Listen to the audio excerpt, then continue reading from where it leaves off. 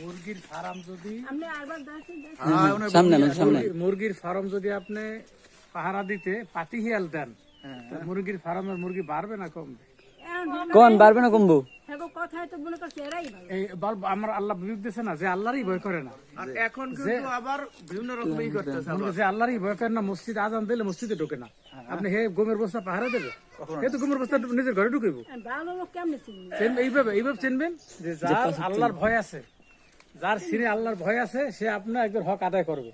আর যার সিনে আল্লাহর ভয় নাই, সে কি আমার হক আদায় করবে? এইটাই সমস্যা আমাদেরই।